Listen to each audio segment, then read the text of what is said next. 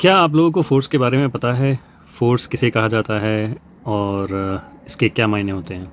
आज हम समझेंगे क्लास 8 के साइंस की न्यू बुक क्यूरियोसिटी के चैप्टर 5 के अंदर फ़ोर्स को किस तरह समझाया गया है। What is force? सो किताब के अंदर जिस तरीके से समझाया गया है, जैसे कि हम एक कार्डबोर्ड को अगर पकड़ें, रखें और उसके बाद उसको किसी तरीके से हटाने की, उसकी जगह चेंज करने की कोशिश करें, तो उसमें हम दो तरीके से कर सकते हैं। या तो हम उसको आगे की तरफ धकेलें या अपनी तरफ खींचें।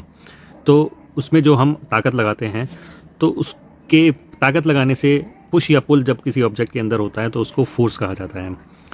और उसके बाद दूसरी चीज़ पढ़ाई समझाई गई है हमें कि फ़ोर्स लगाने से किसी ऑब्जेक्ट के ऊपर क्या फ़र्क पड़ता है। What can a force do to the object on which it is applied. किसी ऑब्जेक्ट के अगर ऊपर हम अब फोर्स लगाते हैं तो उससे उसके ऊपर क्या फ़र्क पड़ता है। तो होता क्या है कि या तो जैसे कि अगर हमने उसको अपनी तरफ खींचा है तो वो पुल होता है, हमारी तरफ आता है और वो अपनी डायरेक्शन को चेंज करता है। वो अपनी जगह जहाँ पर वो पहले बैठा हुआ था, जहाँ पर वो रखा हुआ था, वो वहाँ से हट के या तो हमारी तरफ आ जाता है, अगर हमने अपनी तरफ खींचा है तो अपनी तरफ आता है, पुल कहा जाता है उसको। और अगर हमने उसको आगे की तरफ धकेला है तो वो अपनी जगह चेंज करके आगे की तरफ बढ़ जाता है, जिसको हम पुश कहते हैं।